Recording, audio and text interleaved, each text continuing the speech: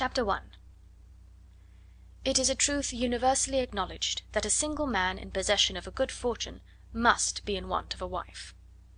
However little known the feelings or views of such a man may be on his first entering a neighbourhood, this truth is so well fixed in the minds of the surrounding families that he is considered the rightful property of some one or other of their daughters. "My dear Mr. Bennet," said his lady to him one day, "have you heard that Netherfield Park is let at last?" Mr. Bennet replied that he had not. "But it is," returned she, "for Mrs. Long has just been here, and she told me all about it." Mr. Bennet made no answer. "Do you not want to know who has taken it?" cried his wife impatiently. "You want to tell me, and I have no objection to hearing it." This was invitation enough. "Why, my dear, you must know. Mrs. Long says that Netherfield is taken by a young man of large fortune from the north of England; that he came down on Monday in a chaise and four to see the place, and was so much delighted with it that he agreed with Mr. Morris immediately; that he is to take possession before Michaelmas, and some of his servants are to be in the house by the end of next week." "And what is his name?" "Bingley." "Is he married or single?" "Oh, single, my dear, to be sure. A single man of large fortune, 4,000 or 5,000 a year. What a fine thing for our girls!" "How so? How can it affect them?" "My dear Mr. Bennet," replied his wife, "how can you be so tiresome? You must know that I am thinking of his marrying one of them." "Is that his design in settling here?" "Design? Nonsense! How can you talk so? But it is very likely that he may fall in love with one of them, and therefore you must visit him as soon as he comes." "I see no occasion for that. You and the girls may go, or you may send them by themselves, which perhaps will be still better, for as you are as handsome as any of them, Mr. Bingley may like you the best of the party." "My dear, you flatter me. I certainly have had my share of beauty, but I do not pretend to be anything extraordinary now. When a woman has 5 grown up daughters, she ought to give over thinking of her own beauty." "In such cases a woman has not often much beauty to think of." "But, my dear, you must indeed go and see Mr. Bingley when he comes into the neighbourhood." "It is more than I engaged for, I assure you." "But consider your daughters. Only think what an establishment it would be for one of them. Sir William and Lady Lucas are determined to go, merely on that account, for in general, you know, they visit no newcomers. Indeed you must go, for it will be impossible for us to visit him if you do not." "You are over scrupulous, surely. I dare say Mr. Bingley will be very glad to see you, and I will send a few lines by you to assure him of my hearty consent to his marrying whichever he chooses of the girls, though I must throw in a good word for my little Lizzy." "I desire you will do no such thing. Lizzy is not a bit better than the others, and I am sure she is not half so handsome as Jane, no half so good humoured as Lydia. But you are always giving her the preference." "They have none of them much to recommend them," replied he. "They are all silly and ignorant like other girls, but Lizzy has something more of quickness than her sisters." "Mr. Bennet, how can you abuse your own children in such a way? You take delight in vexing me. You have no compassion for my poor nerves." "You mistake me, my dear. I have a high respect for your nerves. They are my old friends. I have heard you mention them with consideration these last 20 years at least." "Ah, you do not know what I suffer." "But I hope you will get over it, and live to see many young men of 4,000 a year come into the neighbourhood." "It will be no use to us if 20 such should come, since you will not visit them." "Depend upon it, my dear, that when there are 20 I will visit them all." Mr. Bennet was so odd a mixture of quick parts, sarcastic humour, reserve, and caprice, that the experience of 23 years had been insufficient to make his wife understand his character. Her mind was less difficult to develop. She was a woman of mean understanding, little information, and uncertain temper. When she was discontented, she fancied herself nervous. The business of her life was to get her daughters married. Its solace was visiting and news. End of chapter 1. Chapter 2. Mr. Bennet was among the earliest of those who waited on Mr. Bingley. He had always intended to visit him, though to the last always assuring his wife that he should not go. Until the evening after the visit was paid, she had no knowledge of it. It was then disclosed in the following manner. Observing his second daughter employed in trimming a hat, he suddenly addressed her with: "I hope Mr. Bingley will like it, Lizzy." "We are not in a way to know what Mr. Bingley likes," said her mother resentfully, "since we are not to visit." "But you forget, mamma," said Elizabeth, "that we shall meet him at the assemblies, and that Mrs. Long promised to introduce him." "I do not believe Mrs. Long will do any such thing. She has 2 nieces of her own. She is a selfish, hypocritical woman, and I have no opinion of her." "No more have I," said Mr. Bennet, "and I am glad to find that you do not depend on her serving you." Mrs. Bennet deigned not to make any reply, but, unable to contain herself, began scolding one of her daughters. "Don't keep coughing so, Kitty, for heaven's sake! Have a little compassion on my nerves, you tear them to pieces." "Kitty has no discretion in her coughs," said her father; "she times them ill." "I do not cough for my own amusement," replied Kitty fretfully. "When is your next ball to be, Lizzie?" "To-morrow fortnight." "Ay, so it is," cried her mother, "and Mrs. Long does not come back till the day before, so it will be impossible for her to introduce him, for she will not know him herself." "Then, my dear, you may have the advantage of your friend, and introduce Mr. Bingley to her." "Impossible, Mr. Bennet, impossible, when I am not acquainted with him myself. How can you be so teasing?" "I honour your circumspection. A fortnight's acquaintance is certainly very little. One cannot know what a man really is by the end of a fortnight. But if we do not venture, somebody else will, and after all Mrs. Long and her daughters must stand their chance; and therefore, as she would think it an act of kindness if you decline the office, I will take it on myself." The girls stared at their father.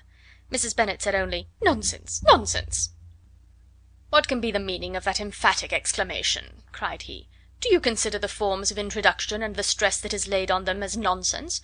I cannot quite agree with you there. What say you, Mary? For you are a young lady of deep reflection, I know, and read great books and make extracts." Mary wished to say something sensible, but knew not how. "While Mary is adjusting her ideas," he continued, "let us return to Mr. Bingley." "I am sick of Mr. Bingley," cried his wife. "I am sorry to hear that. But why did you not tell me that before? If I had known as much this morning, I certainly would not have called on him. It is very unlucky, but as I have actually paid the visit, we cannot escape the acquaintance now."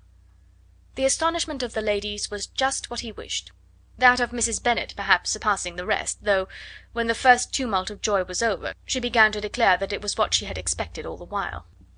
"How good it was in you, my dear Mr. Bennet! But I knew I should persuade you at last. I was sure you loved your girls too well to neglect such an acquaintance. Well, how pleased I am! And it is such a good joke, too, that you should have gone this morning, and never said a word about it till now." "Now, Kitty, you may cough as much as you choose," said Mr. Bennet, and as he spoke he left the room, fatigued with the raptures of his wife.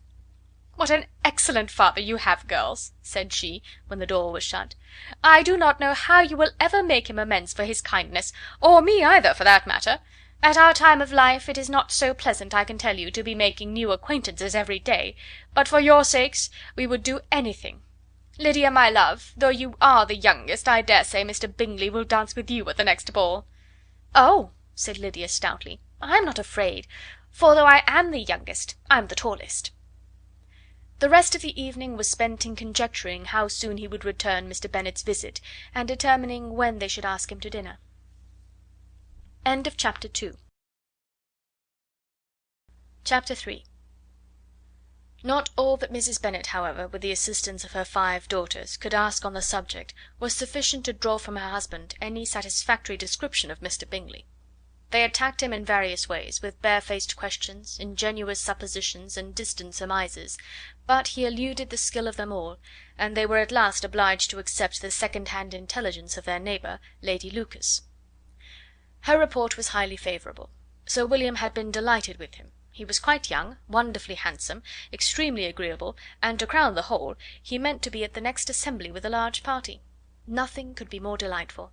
To be fond of dancing was a certain step towards falling in love, and very lively hopes of Mr. Bingley's heart were entertained. "If I can but see one of my daughters happily settled at Netherfield," said Mrs. Bennet to her husband, "and all the others equally well married, I shall have nothing to wish for." In a few days Mr. Bingley returned Mr. Bennet's visit, and sat about 10 minutes with him in his library. He had entertained hopes of being admitted to a sight of the young ladies, of whose beauty he had heard much, but he saw only the father. The ladies were somewhat more fortunate, for they had the advantage of ascertaining from an upper window that he wore a blue coat and rode a black horse. An invitation to dinner was soon afterwards dispatched, and already had Mrs. Bennet planned the courses that were to do credit to her housekeeping, when an answer arrived which deferred it all. Mr. Bingley was obliged to be in town the following day, and consequently unable to accept the honour of their invitation, etc. Mrs. Bennet was quite disconcerted. She could not imagine what business he could have in town so soon after his arrival in Hertfordshire, and she began to fear that he might be always flying about from one place to another, and never settled at Netherfield as he ought to be. Lady Lucas quieted her fears a little by stating the idea of his being gone to London only to get a large party for the ball, and a report soon followed that Mr. Bingley was to bring 12 ladies and 7 gentlemen with him to the assembly. The girls grieved over such a number of ladies, but were comforted the day before the ball by hearing that, instead of 12, he brought only 6 with him from London, his 5 sisters and a cousin; and when the party entered the assembly room it consisted only of 5 altogether, Mr. Bingley, his 2 sisters, the husband of the eldest, and another young man. Mr. Bingley was good looking and gentlemanlike. He had a pleasant countenance and easy unaffected manners. His sisters were fine women, with an air of decided fashion. His brother-in-law, Mr. Hurst, merely looked the gentleman, but his friend Mr. Darcy soon drew the attention of the room by his fine tall person, handsome features, noble mien, and the report which was in general circulation within 5 minutes after his entrance, of his having 10,000 a year. The gentlemen pronounced him to be a fine figure of a man, the ladies declared he was much handsomer than Mr. Bingley, and he was looked at with great admiration for about half the evening, till his manners gave a disgust which turned the tide of his popularity, for he was discovered to be proud, to be above his company, and above being pleased, and not all his large estate in Derbyshire could then save him from having a most forbidding, disagreeable countenance, and being unworthy to be compared with his friend. Mr. Bingley had soon made himself acquainted with all the principal people in the room. He was lively and unreserved, danced every dance, was angry that the ball closed so early, and talked of giving one himself at Netherfield. Such amiable qualities must speak for themselves. What a contrast between him and his friend! Mr. Darcy danced only once with Mrs. Hurst, and once with Miss Bingley, declined being introduced to any other lady, and spent the rest of the evening in walking about the room, speaking occasionally to one of his own party. His character was decided. He was the proudest, most disagreeable man in the world, and everybody hoped that he would never come there again. Amongst the most violent against him was Mrs. Bennet, whose dislike of his general behaviour was sharpened into particular resentment by his having slighted one of her daughters. Elizabeth Bennet had been obliged, by the scarcity of gentlemen, to sit down for 2 dances, and during part of that time Mr. Darcy had been standing near enough for her to hear a conversation between him and Mr. Bingley, who came from the dance for a few minutes to press his friend to join it. "Come, Darcy," said he, "I must have you dance. I hate to see you standing about by yourself in this stupid manner. You had much better dance." "I certainly shall not. You know how I detest it, unless I am particularly acquainted with my partner. At such an assembly as this it would be insupportable. Your sisters are engaged, and there is not another woman in the room whom it would not be a punishment to me to stand up with." "I would not be so fastidious as you are," cried Mr. Bingley, "for a kingdom. Upon my honour, I never met with so many pleasant girls in my life as I have this evening, and there are several of them, you see, uncommonly pretty." "You are dancing with the only handsome girl in the room," said Mr. Darcy, looking at the eldest Miss Bennet. "Oh, she is the most beautiful creature I ever beheld. But there is one of her sisters sitting down just behind you, who is very pretty, and I dare say very agreeable. Do let me ask my partner to introduce you." "Which do you mean?" And turning round he looked for a moment at Elizabeth, till catching her eye, he withdrew his own and coldly said, "She is tolerable, but not handsome enough to tempt me. I am in no humour at present to give consequence to young ladies who are slighted by other men.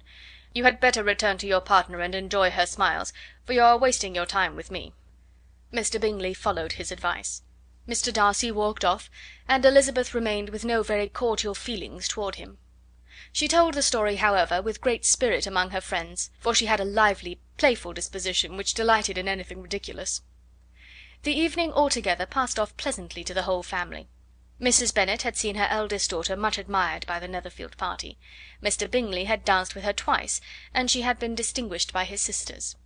Jane was as much gratified by this as her mother could be, though in a quieter way. Elizabeth felt Jane's pleasure. Mary had heard herself mentioned to Miss Bingley as the most accomplished girl in the neighbourhood, and Catherine and Lydia had been fortunate enough never to be without partners, which was all that they had yet learnt to care for at a ball. They returned therefore in good spirits to Longbourn, the village where they lived, and of which they were the principal inhabitants.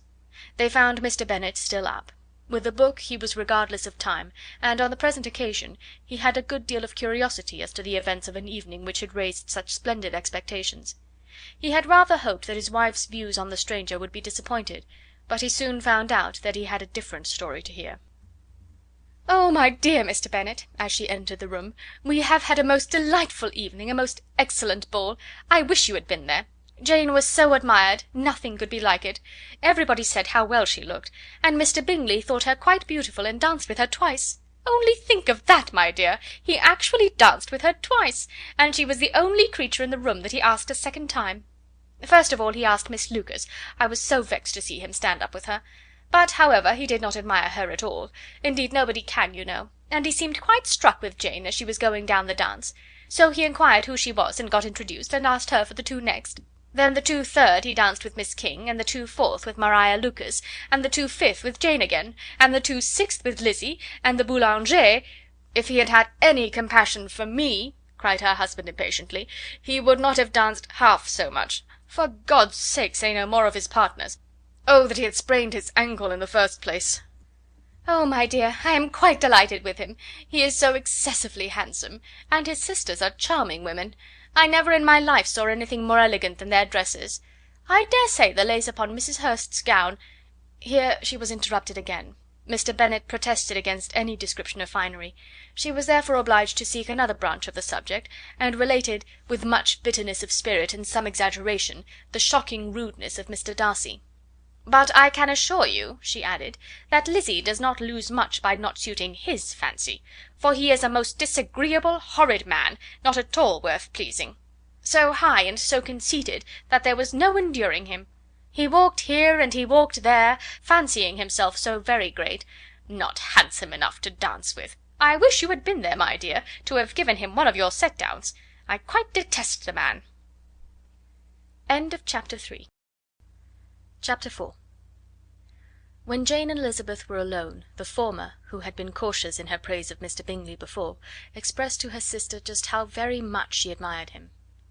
"He is just what a young man ought to be," said she, "sensible, good-humoured, lively, and I never saw such happy manners. So much ease, with such perfect good breeding." "He is also handsome," replied Elizabeth, "which a young man ought likewise to be, if he possibly can. His character is thereby complete." "I was very much flattered by his asking me to dance a second time. I did not expect such a compliment." "Did not you? I did for you. But that is one great difference between us. Compliments always take you by surprise, and me never. What could be more natural than his asking you again? He could not help seeing that you were about 5 times as pretty as every other woman in the room. No thanks to his gallantry for that. Well, he certainly is very agreeable, and I give you leave to like him. You have liked many a stupider person." "Dear Lizzie!" "Oh, you are a great deal too apt, you know, to like people in general. You never see a fault in anybody. All the world are good and agreeable in your eyes. I never heard you speak ill of a human being in your life." "I would not wish to be hasty in censuring any one, but I always speak what I think." "I know you do, and it is that which makes the wonder. With your good sense, to be so honestly blind to the follies and nonsense of others.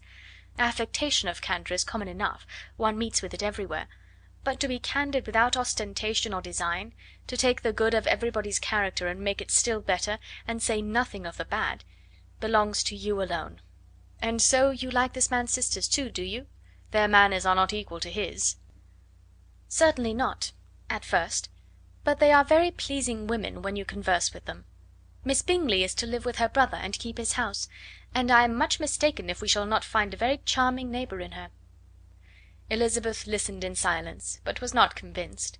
Their behaviour at the assembly had not been calculated to please in general, and with more quickness of observation and less pliancy of temper than her sister, and with a judgment too unassailed by any attention to herself, she was very little disposed to approve of them.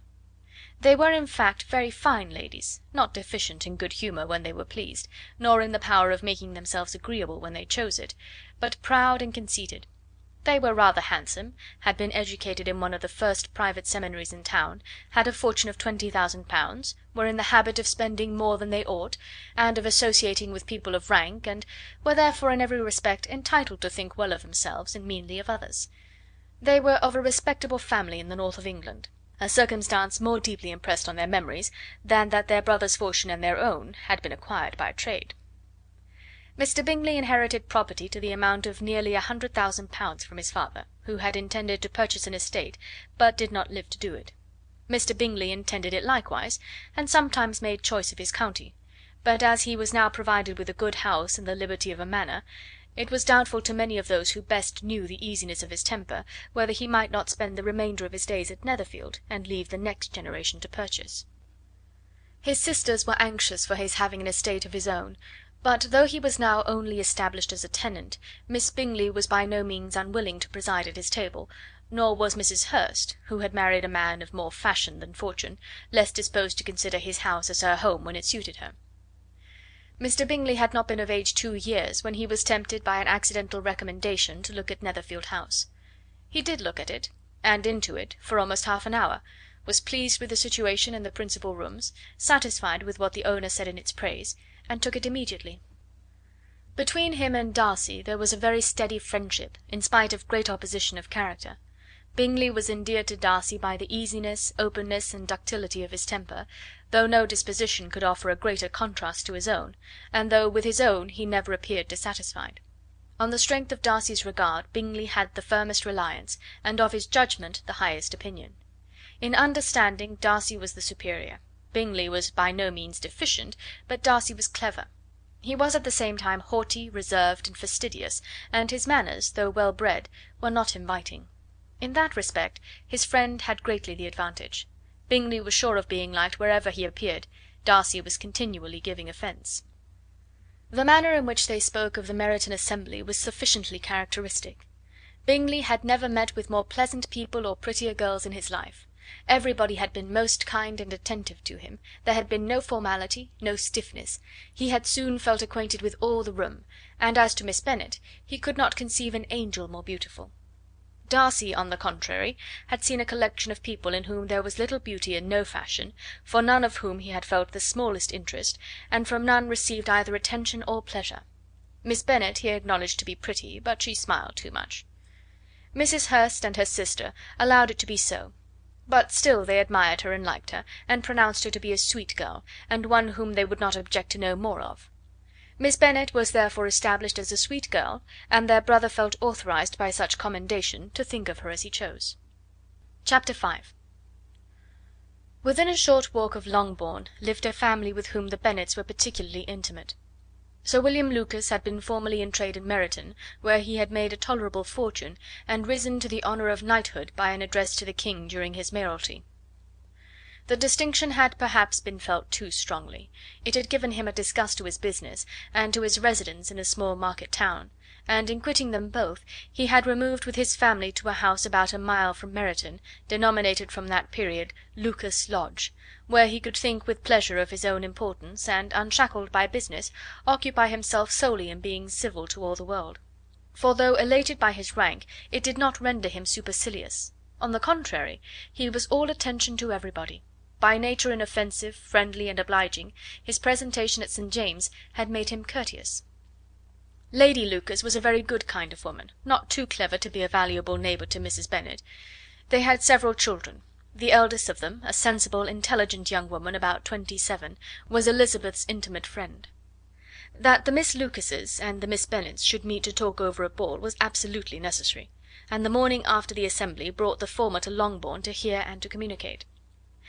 "You began the evening well, Charlotte," said Mrs. Bennet, with civil self-command, to Miss Lucas. "You were Mr. Bingley's first choice." "Yes, but he seemed to like his second better." "Oh, you mean Jane, I suppose, because he danced with her twice. To be sure, that did seem as if he admired her. Indeed, I rather believe he did. I heard something about it, but I hardly know what. Something about Mr. Robinson."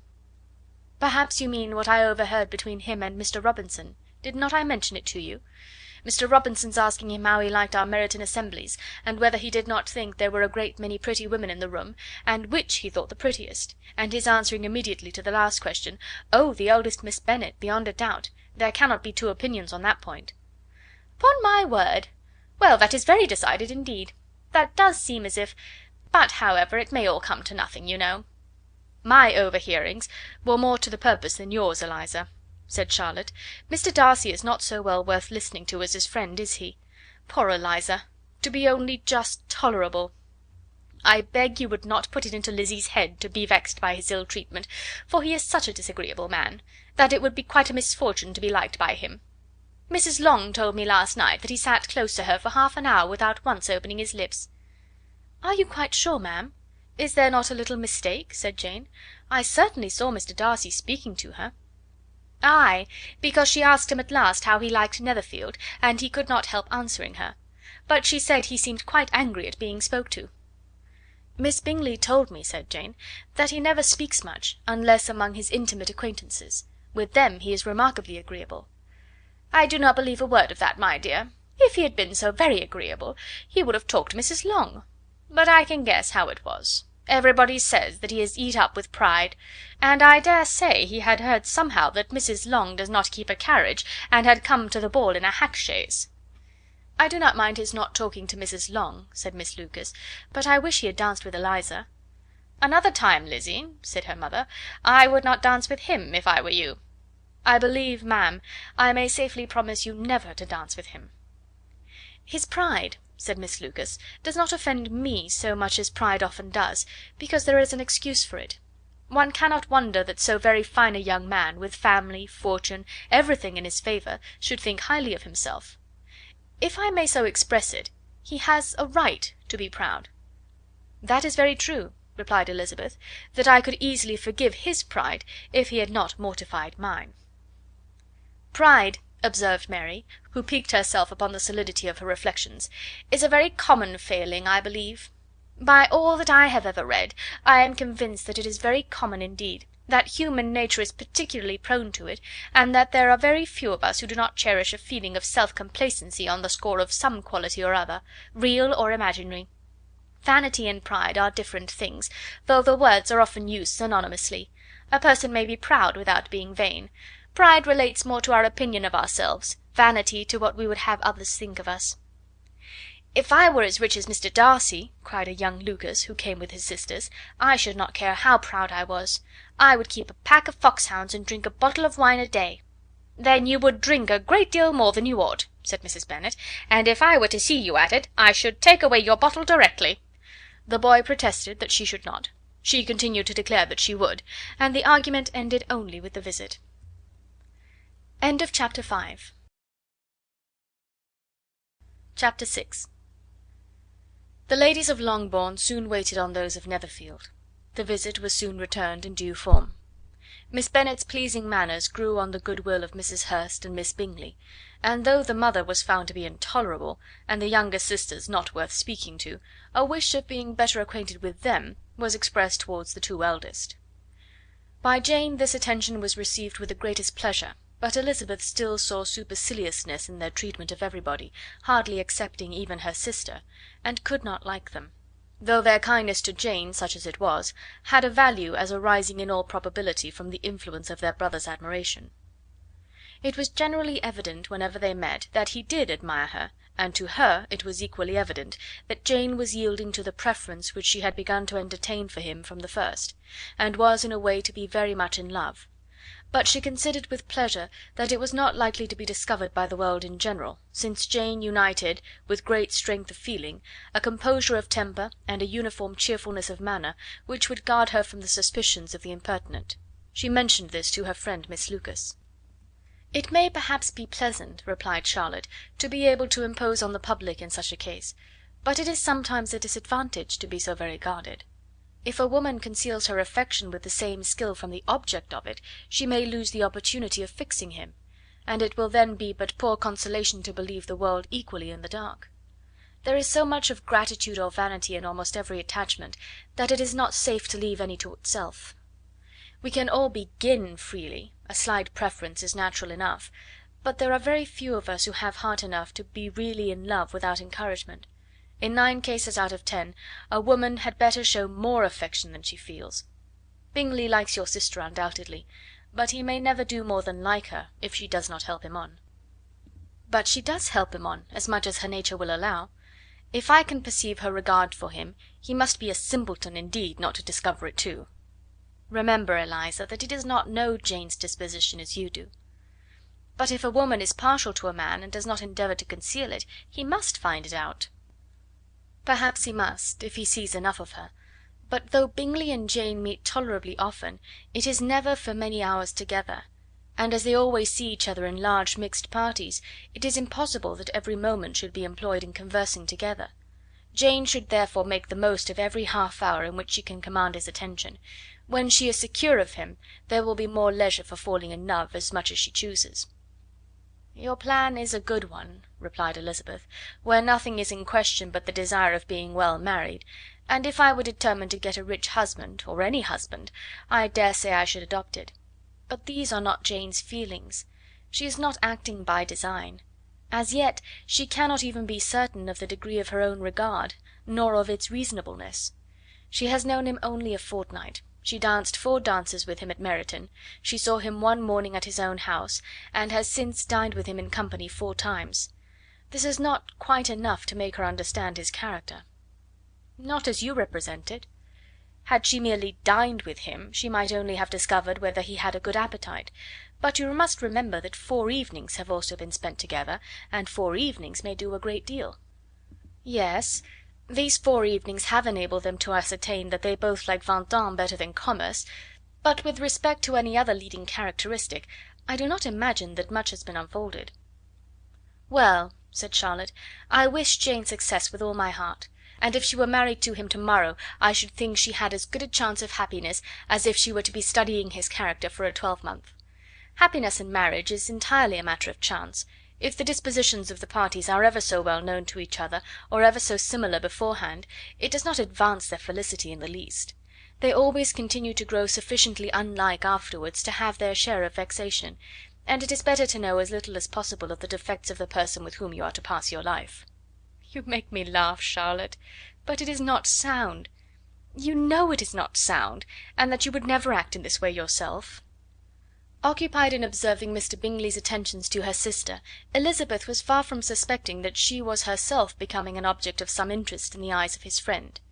Mr. Darcy had at first scarcely allowed her to be pretty. He had looked at her without admiration at the ball, and when they next met he looked at her only to criticise.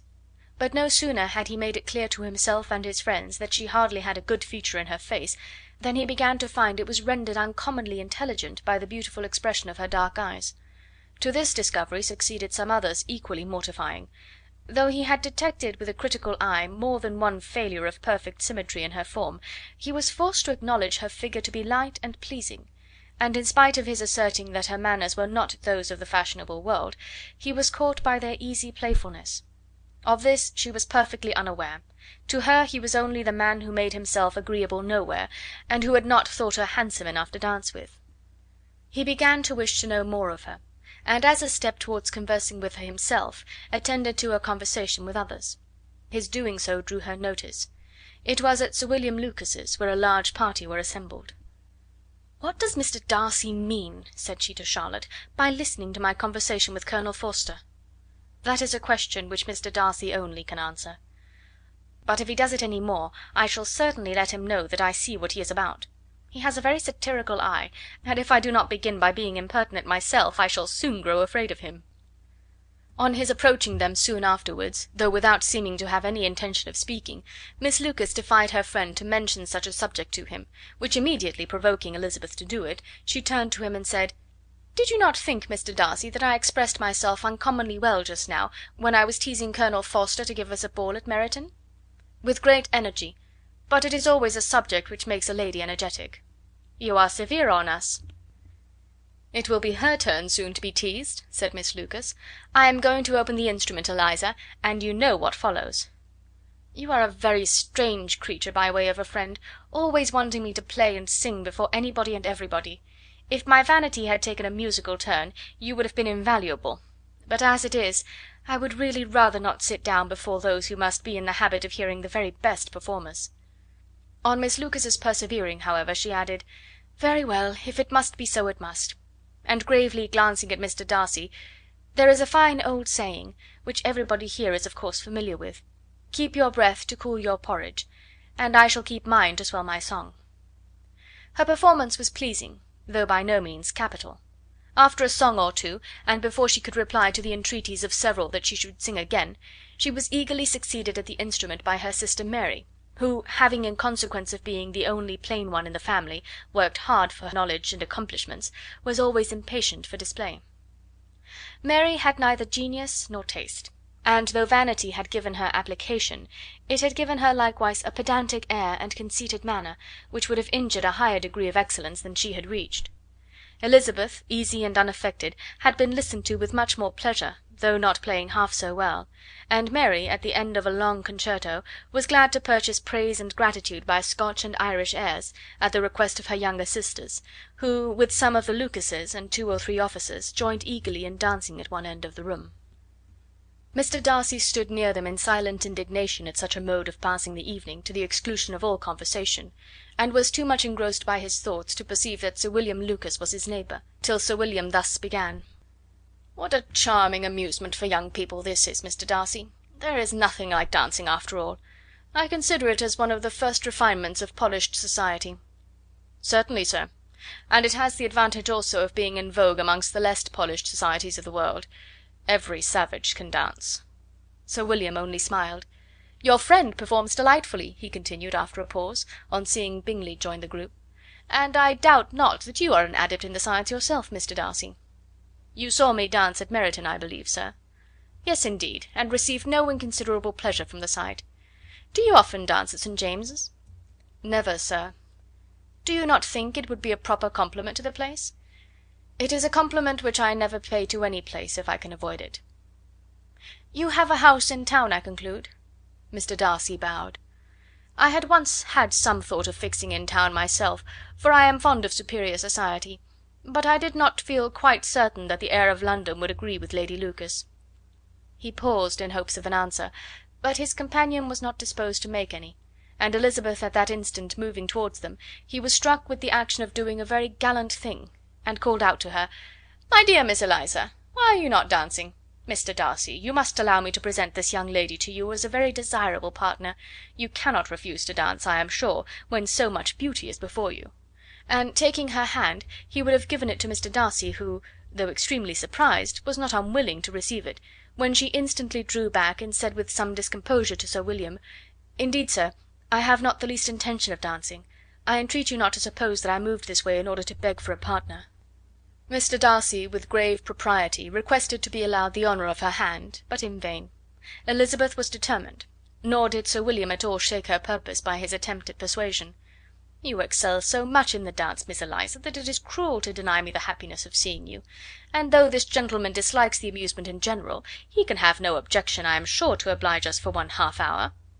"Mr. Darcy is all politeness," said Elizabeth, smiling. "He is indeed, but considering the inducement, my dear Miss Eliza, we cannot wonder at his complaisance, for who would object to such a partner?" Elizabeth looked archly, and turned away. Her resistance had not injured her with the gentleman, and he was thinking of her with some complacency, when thus accosted by Miss Bingley. "I can guess the subject of your reverie." "I should imagine not." "You are considering how insupportable it would be to pass many evenings in this matter, in such society; and indeed I am quite sure of your opinion.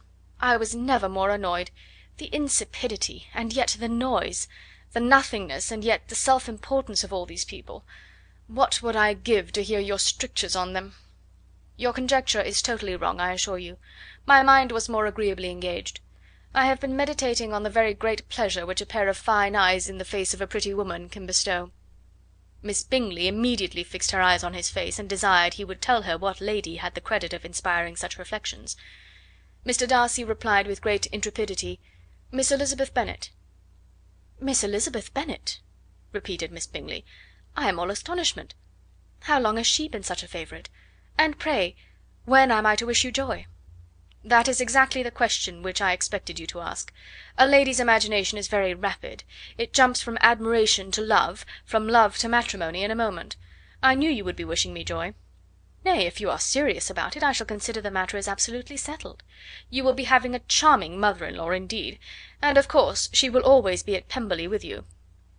He listened to her with perfect indifference while she chose to entertain herself in this matter, and as his composure convinced her that all was safe, her wit flowed long.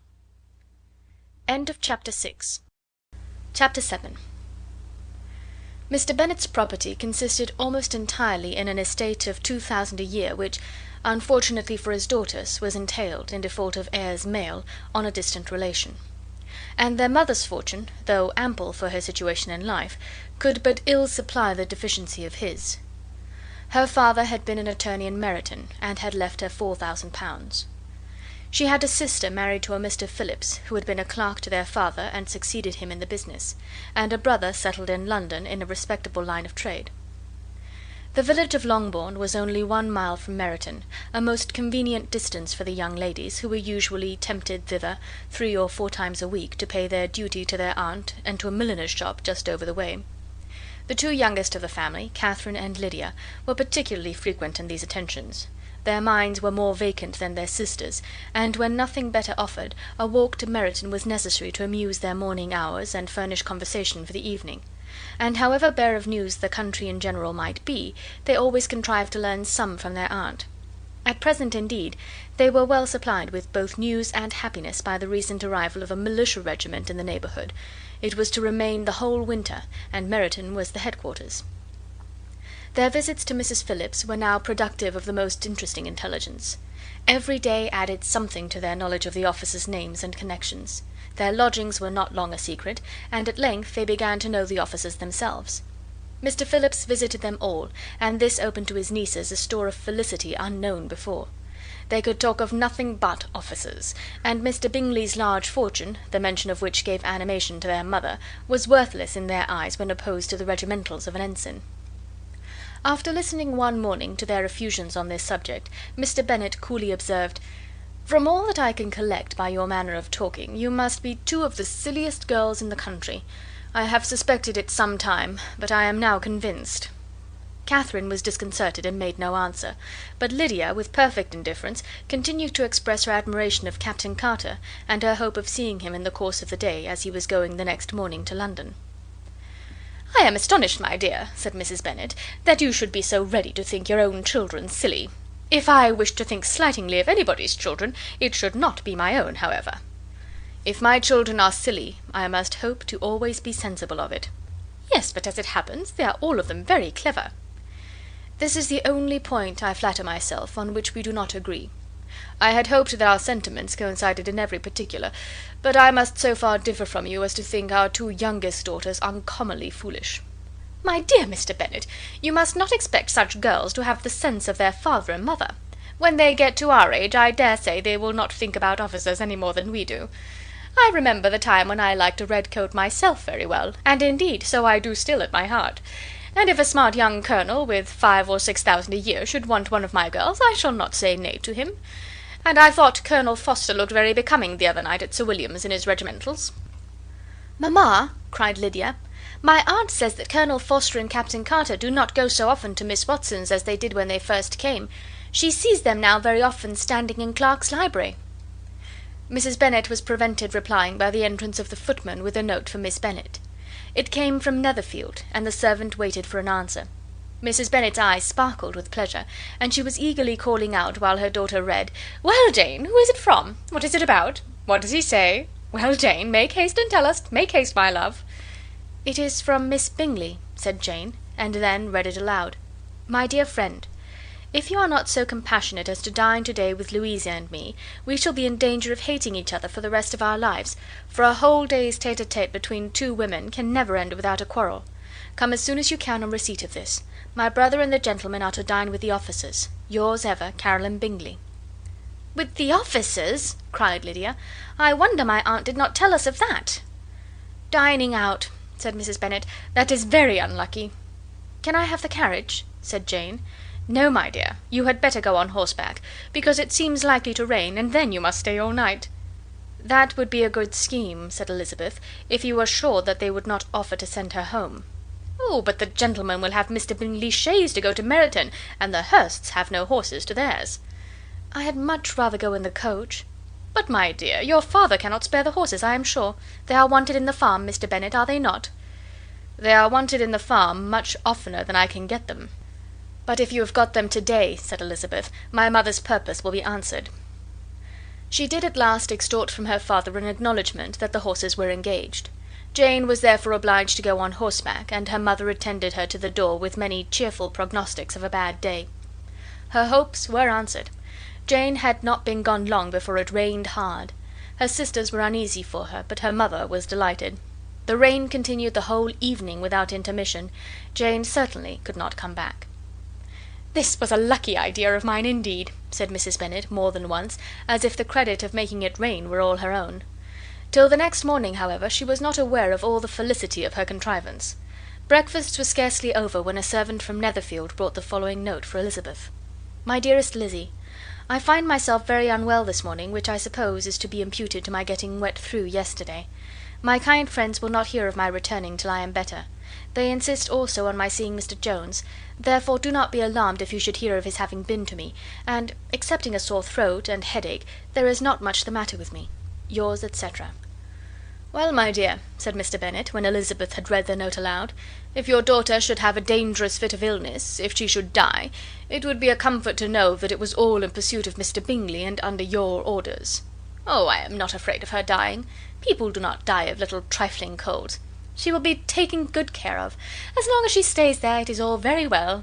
I would go and see her if I could have the carriage." Elizabeth, feeling really anxious, was determined to go to her, though the carriage was not to be had; and as she was no horsewoman, walking was her only alternative. She declared her resolution. "How can you be so silly," cried her mother, "as to think of such a thing, in all this dirt? You will not be fit to be seen when you get there." "I shall be very fit to see Jane, which is all I want."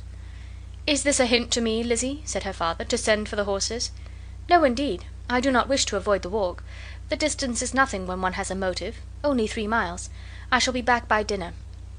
"I admire the activity of your benevolence," observed Mary, "but every impulse of feeling should be guided by reason, and, in my opinion, exertion should always be in proportion to what is required." "We will go as far as Meryton with you," said Catherine and Lydia. Elizabeth accepted their company, and the 3 young ladies set off together. "If we make haste," said Lydia, as they walked along, "perhaps we may see something of Captain Carter before he goes." In Meryton they parted, the 2 youngest repaired to the lodgings of the officers' wives, and Elizabeth continued her walk alone, crossing field after field at a quick pace, jumping over stiles and springing over puddles with impatient activity, and finding herself at last within view of the house, with weary ankles, dirty stockings, and a face glowing with the warmth of exercise. She was shown into the breakfast parlour, where all but Jane were assembled, and where her appearance created a great deal of surprise. That she should have walked 3 miles so early in the day, in such dirty weather, and by herself, was almost incredible to Mrs. Hurst and Miss Bingley, and Elizabeth was convinced that they held her in contempt for it. She was received, however, very politely by them, and in their brother's manners there was something better than politeness, there was good humour and kindness. Mr. Darcy said very little, and Mr. Hurst nothing at all. The former was divided between admiration of the brilliancy which exercise had given to her complexion, and doubt as to the occasion's justifying her coming so far alone. The latter was thinking only of his breakfast.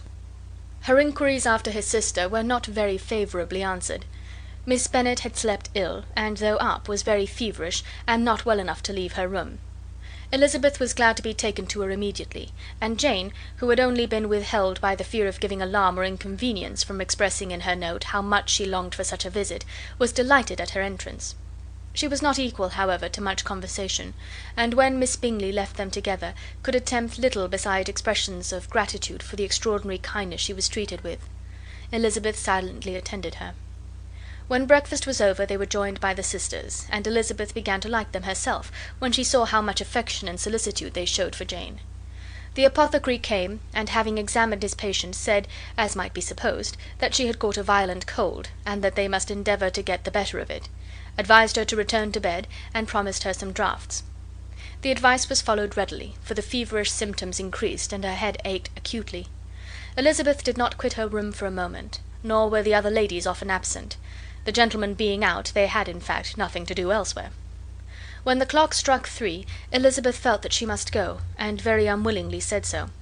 Miss Bingley offered her the carriage, and she only wanted a little pressing to accept it, when Jane testified such concern in parting with her, that Miss Bingley was obliged to convert the offer of the chaise to an invitation to remain at Netherfield for the present. Elizabeth most thankfully consented, and a servant was dispatched to Longbourn to acquaint the family with her stay, and bring back a supply of clothes. Chapter 8. At 5 o'clock the two ladies retired to dress, and at 6:30 Elizabeth was summoned to dinner. To the civil inquiries which then poured in, and amongst which she had the pleasure of distinguishing the much superior solicitude of Mr. Bingley's, she could not make a very favourable answer. Jane was by no means better. The sisters, on hearing this, repeated 3 or 4 times how much they were grieved, how shocking it was to have a bad cold, and how excessively they disliked being ill themselves; and then thought no more of the matter, and their indifference towards Jane, when not immediately before them, restored Elizabeth to the enjoyment of all her former dislike. Their brother, indeed, was the only one of the party whom she could regard with any complacency. His anxiety for Jane was evident, and his attentions to herself most pleasing, and they prevented her feeling herself so much an intruder as she believed she was considered by the others. She had very little notice from any but him. Miss Bingley was engrossed by Mr. Darcy, her sister scarcely less so, and as for Mr. Hurst, by whom Elizabeth sat, he was an indolent man, who lived only to eat, drink, and play at cards, who, when he found her to prefer a plain dish to a ragout, had nothing to say to her. When dinner was over, she returned directly to Jane, and Miss Bingley began abusing her as soon as she was out of the room. Her manners were pronounced to be very bad indeed, a mixture of pride and impertinence. She had no conversation, no style, no beauty. Mrs. Hurst thought the same, and added, "She has nothing, in short, to recommend her, but being an excellent walker. I shall never forget her appearance this morning. She really looked almost wild." "She did indeed, Louisa. I could hardly keep my countenance. Very nonsensical to come at all. Why must she be scampering about the country because her sister had a cold? Her hair, so untidy, so blousy! Yes, and her petticoat, I hope you saw her petticoat, 6 inches deep in mud, I am absolutely certain, and the gown which had been let down to hide it not doing its office." "Your picture may be very exact, Louisa," said Bingley, "but this was all lost upon me. I thought Miss Elizabeth Bennet looked remarkably well when she came into the room this morning. Her dirty petticoat quite escaped my notice." "You observed it, Mr. Darcy, I am sure," said Miss Bingley, "and I am inclined to think that you would not wish to see your sister make such an exhibition." "Certainly not."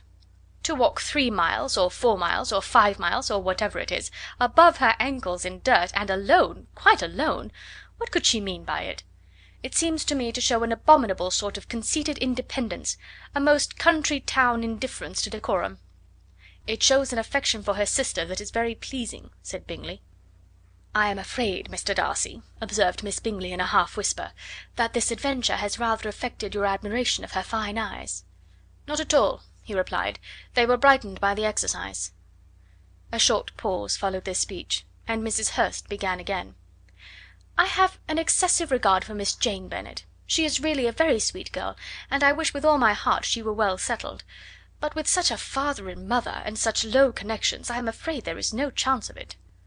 "I think I have heard you say that their uncle is an attorney on Meryton." "Yes, and they have another who lives somewhere near Cheapside." "That is capital," added her sister, and they both laughed heartily. "If they had uncles enough to fill all Cheapside," cried Bingley, "it would not make them one jot less agreeable." "But it must very materially lessen their chance of marrying men of any consideration in the world," replied Darcy. To this speech Bingley made no answer, but his sisters gave it their hearty assent, and indulged their mirth for some time at the expense of their dear friend's vulgar relations. With the renewal of tenderness, however, they returned to her room on leaving the dining parlour, and sat with her till summoned to coffee. She was still very poorly, and Elizabeth would not quit her at all till late in the evening, when she had the comfort of seeing her sleep, and when it seemed to her rather right than pleasant that she should go downstairs herself. On entering the drawing room she found the whole party at loo, and was immediately invited to join them, but suspecting them to be playing high she declined it, and making her sister the excuse, said she would amuse herself for the short time she could stay below with a book. Mr. Hurst looked at her with astonishment. "Do you prefer reading to cards?" said he. "That is rather singular." "Miss Eliza Bennet," said Miss Bingley, "despises cards. She is a great reader, and has no pleasure in anything else." "I deserve neither such praise nor such censure," cried Elizabeth. "I am not a great reader, and I have pleasure in many things." "In nursing your sister I am sure you have pleasure," said Bingley, "and I hope it will soon be increased by seeing her quite well." Elizabeth thanked him from her heart, and then walked towards the table where a few books were lying. He immediately offered to fetch her others, all that his library afforded. "And I wish my collection were larger for your benefit and my own credit, but I am an idle fellow, and though I have not many, I have more than I have ever looked into." Elizabeth assured him that she could suit herself perfectly with those in the room. "I am astonished," said Miss Bingley, "that my father should have left so small a collection of books. What a delightful library you have at Pemberley, Mr. Darcy." "It ought to be good," he replied. "It has been the work of many generations." "And then you have added so many to it yourself, you are always buying books." "I cannot comprehend the neglect of a family library in such days as these." "Neglect! I am sure you neglect nothing that can add to the beauties of that noble place. Charles, when you build your house, I wish it may be half as delightful as Pemberley." "I wish it may." "But I would really advise you to make your purchase in that neighbourhood, and take Pemberley for a kind of model. There is not a finer county in England than Derbyshire." "With all my heart. I will buy Pemberley itself if Darcy will sell it." "I am talking of possibilities, Charles. Upon my word, Caroline, I should think it more possible to get Pemberley by purchase than by imitation." Elizabeth was so much caught with what passed as to leave her very little attention for her book, and soon laying it wholly aside, she drew near the card table, and stationed herself between Mr. Bingley and his eldest sister to observe the game. "Is Miss Darcy much grown since this spring?" said Miss Bingley. "Will she be as tall as I am?" "I think she will. She is now about Miss Elizabeth Bennet's height, or rather taller. How I long to see her again! I never met with anybody who delighted me so much. Such a countenance, such manners, and so extremely accomplished for her age. Her performance on the pianoforte is exquisite." "It is amazing to me," said Bingley, "how young ladies can have patience to be so very accomplished as they all are." "All young ladies accomplished? My dear Charles, what do you mean?" "Yes, all of them, I think. They all paint tables, cover screens, and net purses. I scarcely know any one who cannot do all this, and I am sure I never heard a young lady spoken of for the first time without being informed that she was very accomplished." "Your list of the common extent of accomplishments," said Darcy, "has too much truth. The word is applied to many a woman who deserves it no otherwise than by netting a purse or covering a screen. But I am very far from agreeing with you in your estimation of ladies in general. I cannot boast of knowing more than half a dozen, in the whole range of my acquaintance, that are really accomplished." "Nor I am sure," said Miss Bingley. "Then," observed Elizabeth, "you must comprehend a great deal in your idea of an accomplished woman." "Yes, I do comprehend a great deal in it." "Oh, certainly," cried his faithful assistant. "No one can be really esteemed accomplished who does not greatly surpass what is usually met with. A woman must have a thorough knowledge of music, singing, drawing, dancing, and the modern languages, to deserve the word; and besides all this, she must possess a certain something in her air and manner of walking, the tone of her voice, her address and expressions, or the word will be but half deserved." "All this she must possess," added Darcy, "and to all this she must yet add something more substantial, in the improvement of her mind by extensive reading." "I am no longer surprised at your knowing only 6 accomplished women. I rather wonder now at your knowing any." "Are you so severe upon your own sex as to doubt the possibility of all this?" "I never saw such a woman. I never saw such capacity and taste and application and elegance as you describe united." Mrs. Hurst and Miss Bingley both cried out against the injustice of her implied doubt, and both were protesting that they knew many women who answered this description, when Mr. Hurst called them to order, with bitter complaints of their inattention to what was going forward. As all conversation was thereby at an end, Elizabeth soon afterwards left the room. "Elizabeth Bennet," said Miss Bingley, when the door was closed on her, "is one of those young ladies who seek to recommend themselves to the other sex by undervaluing their own, and with many men, I dare say, it succeeds; but, in my opinion, it is a paltry device, a very mean art." "Undoubtedly," replied Darcy, to whom this remark was chiefly addressed, "there is a meanness in all the arts which ladies sometimes condescend to employ for captivation. Whatever bears affinity to cunning is despicable." Miss Bingley was not so entirely satisfied with this reply as to continue the subject. Elizabeth joined them again only to say that her sister was worse, and that she could not leave her. Bingley urged Mr. Jones being sent for immediately, while his sisters, convinced that no country advice could be of any service, recommended an express to town for one of the most eminent physicians. This she would not hear of, but she was not so unwilling to comply with their brother's proposal, and it was settled that Mr. Jones should be sent for early in the morning, if Miss Bennet were not decidedly better. Bingley was quite uncomfortable. His sisters declared that they were miserable. They solaced their wretchedness, however, by duets after supper, while he could find no better relief to his feelings than by giving the housekeeper directions that every attention might be paid to the sick lady and her sister. Chapter 9. Elizabeth passed the chief of the night in her sister's room, and in the morning had the pleasure of being able to send a tolerable answer to the inquiries which she very early received from Mr. Bingley by a housemaid, and some time afterwards from the two elegant ladies who waited on his sisters. In spite of this amendment, however, she requested to have a note sent to Longbourn, desiring her mother to visit Jane, and form her own judgment of her situation. The note was immediately dispatched, and its contents as quickly complied with. Mrs. Bennet, accompanied by her two youngest girls, reached Netherfield soon after the family breakfast.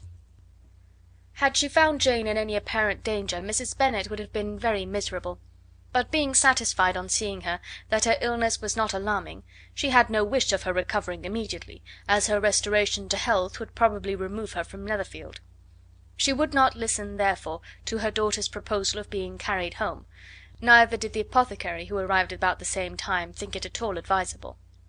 After sitting a little while with Jane, on Miss Bingley's appearance and invitation, the mother and three daughters all attended her into the breakfast parlour. Bingley met them with hopes that Mrs. Bennet had not found Miss Bennet worse than she expected. "Indeed I have, sir," was her answer. "She is a great deal too ill to be moved. Mr. Jones says we must not think of moving her. We must trespass a little longer on your kindness." "Removed!" cried Bingley. "It must not be thought of. My sister, I am sure, will not hear of her removal." "You may depend upon it, madam," said Miss Bingley with cold civility, "that Miss Bennet will receive every possible attention while she remains with us." Mrs. Bennet was profuse in her acknowledgments. "I am sure," she added, "if it was not for such good friends, I do not know what would become of her; for she is very ill indeed, and suffers a vast deal, though with the greatest patience in the world, which is always the way with her, for she has, without exception, the sweetest temper I have ever met with. I often tell my other girls that they are nothing to her. You have a sweet room here, Mr. Bingley, and a charming prospect over the gravel walk. I do not know a place in the country that is equal to Netherfield. You will not think of quitting it in a hurry, I hope, though you have but a short lease." "Whatever I do is done in a hurry," replied he, "and therefore, if I should resolve to quit Netherfield, I should probably be off in 5 minutes. At present, however, I consider myself as quite fixed here." "That is exactly what I should have supposed of you," said Elizabeth. "You begin to comprehend me, do you?" cried he, turning towards her. "Oh, yes, I understand you perfectly." "I wish I might take this for a compliment, but to be so easily seen through I am afraid is pitiful." "That is as it happens. It does not follow that a deep, intricate character is more or less estimable than such a one as yours." "Lizzy!" cried her mother, "remember where you are, and do not run on in the wild manner that you are suffered to do at home." "I did not know before," continued Bingley immediately, "that you were a studier of character. It must be an amusing study." "Yes, but the intricate characters are the most amusing. They have at least that advantage." "The country," said Darcy, "can in general supply but a few subjects for such a study. In a country neighbourhood you move in a very confined and unvarying society." "But people themselves alter so much that there is something new to be observed in them for ever." "Yes, indeed!" cried Mrs. Bennet, offended by his manner of mentioning a country neighbourhood. "I assure you there is quite as much of that going on in the country as in town." Everybody was surprised, and Darcy, after looking at her for a moment, turned silently away. Mrs. Bennet, who fancied she had gained a complete victory over him, continued her triumph. "I cannot see that London has any great advantage over the country, for my part, except the shops and public places. The country is a vast deal pleasanter, is it not, Mr. Bingley?" "When I am in the country," he replied, "I never wish to leave it; and when I am in town it is pretty much the same. They have each their advantages, and I can be equally happy in either." "Ay, that is because you have the right disposition; but that gentleman," looking at Darcy, "seemed to think the country was nothing at all." "Indeed, mamma, you are mistaken," said Elizabeth, blushing for her mother. "You quite mistook Mr. Darcy. He only meant that there was not such a variety of people to be met with in the country as in the town, which you must acknowledge to be true." "Certainly, my dear, nobody said there were; but as to not meeting with many people in this neighbourhood, I believe there are few neighbourhoods larger. I know we dine with 24 families." Nothing but concern for Elizabeth could enable Bingley to keep his countenance. His sister was less delicate, and directed her eyes towards Mr. Darcy with a very expressive smile. Elizabeth, for the sake of saying something that might turn her mother's thoughts, now asked her if Charlotte Lucas had been at Longbourn since her coming away. "Yes, she called yesterday with her father. What an agreeable man Sir William is, Mr. Bingley, is not he? So much the man of fashion, so genteel and easy. He had always something good to say to everybody. That is my idea of good breeding. And those persons who fancy themselves very important, and never open their mouths, quite mistake the matter." "Did Charlotte dine with you?" "No, she would go home. I fancy she was wanted about the mince pies. For my part, Mr. Bingley, I always keep servants that can do their own work. My daughters are brought up very differently, but everybody is to judge for themselves, and the Lucases are a very good sort of girls, I assure you. It is a pity they are not handsome. Not that I think Charlotte so very plain, but then she is our particular friend." "She seems a very pleasant young woman." "Oh dear, yes; but you must own she is very plain.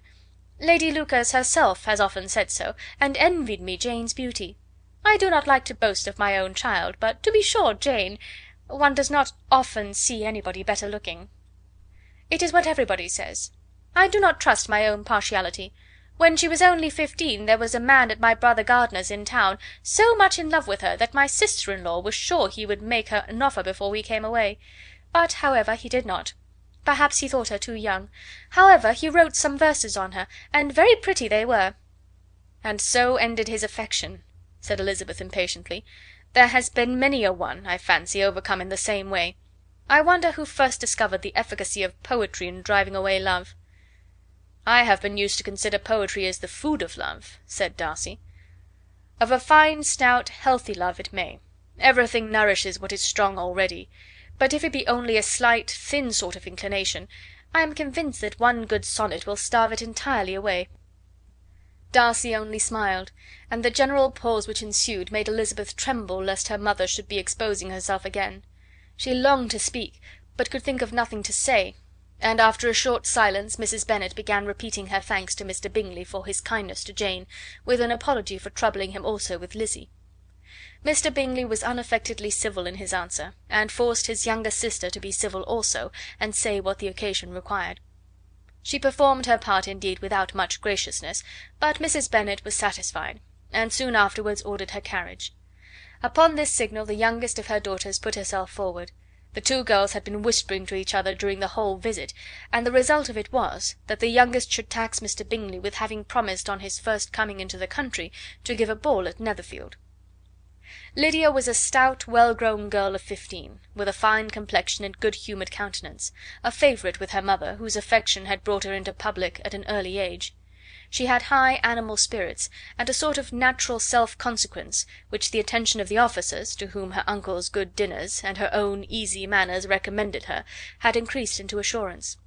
She was very equal, therefore, to address Mr. Bingley on the subject of the ball, and abruptly reminded him of his promise, adding that it would be the most shameful thing in the world if he did not keep it.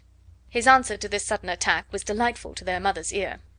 "I am perfectly ready, I assure you, to keep my engagement, and when your sister is recovered you shall, if you please, name the very day of the ball.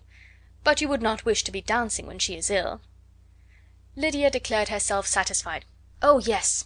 It would be much better to wait till Jane was well, and by that time most likely Captain Carter would be at Meryton again. And when you have given your ball," she added, "I shall insist on their giving one also. I shall tell Colonel Forster that it will be quite a shame if he does not." Mrs. Bennet and her daughters then departed, and Elizabeth returned instantly to Jane, leaving her own and her relations' behaviour to the remarks of the two ladies and Mr. Darcy; the latter of whom, however, could not be prevailed on to join in their censure of her, in spite of all Miss Bingley's witticisms on fine eyes. Chapter 10. The day passed much as the day before had done.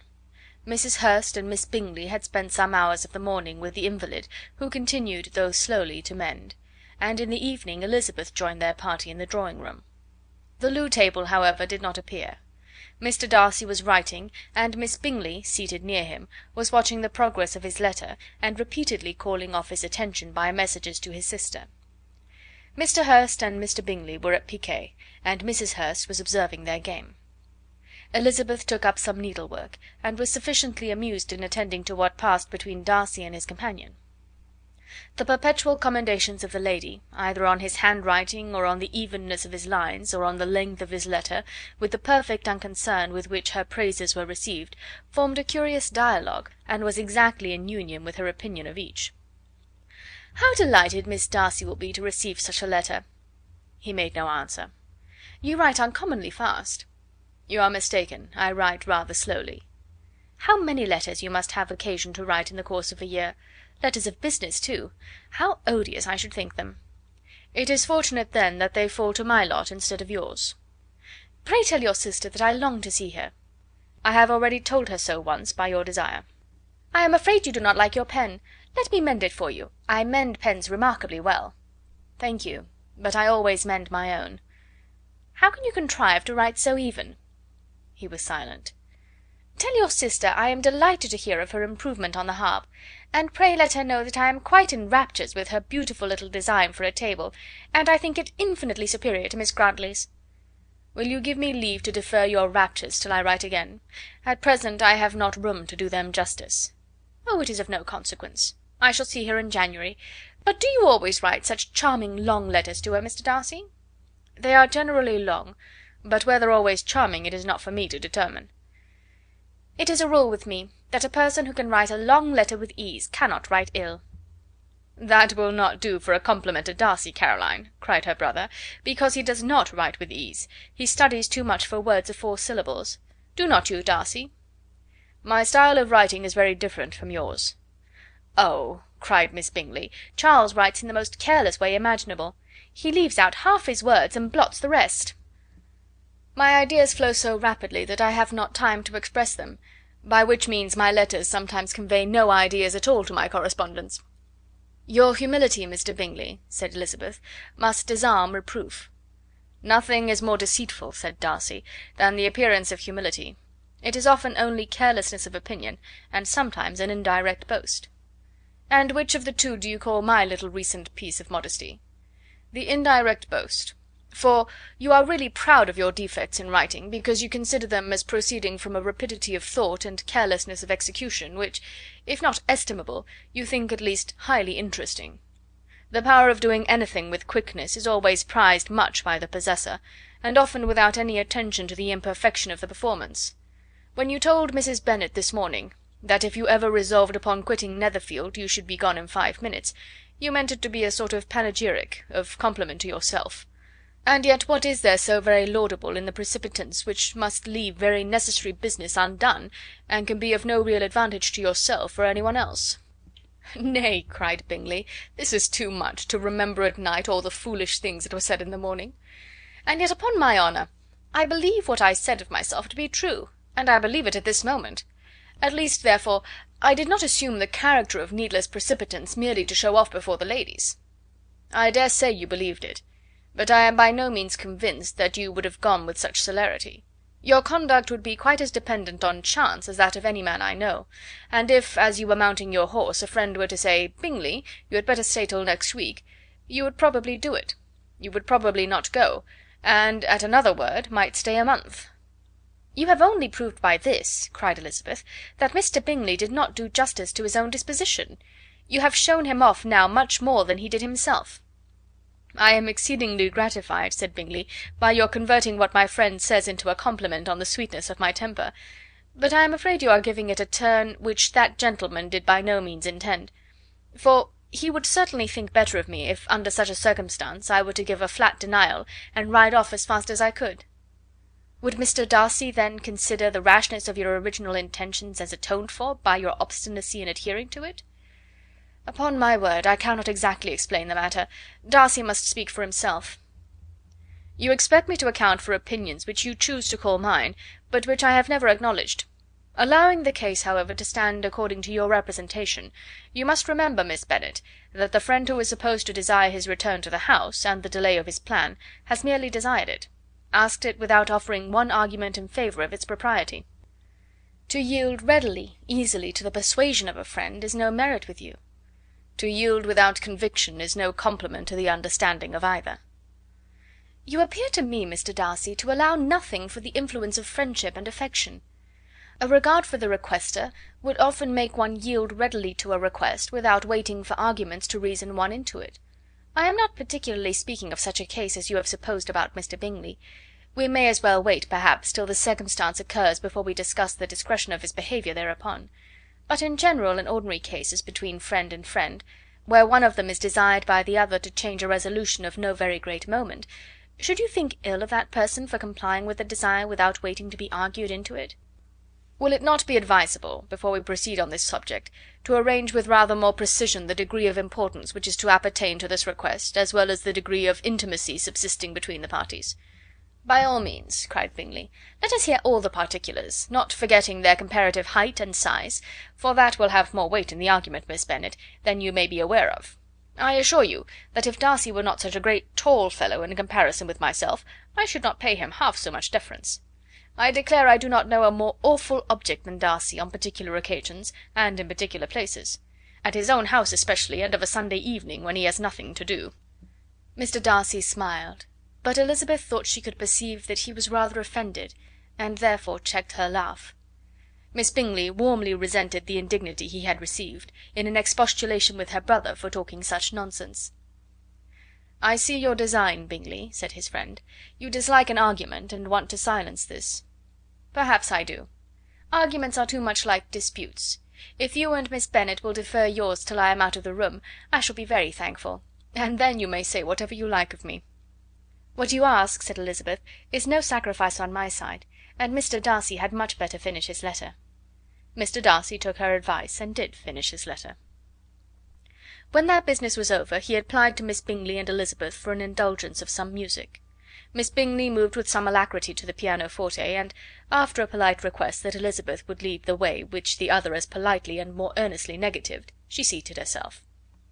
Mrs. Hurst sang with her sister, and while they were thus employed, Elizabeth could not help observing, as she turned over some music books that lay on the instrument, how frequently Mr. Darcy's eyes were fixed on her.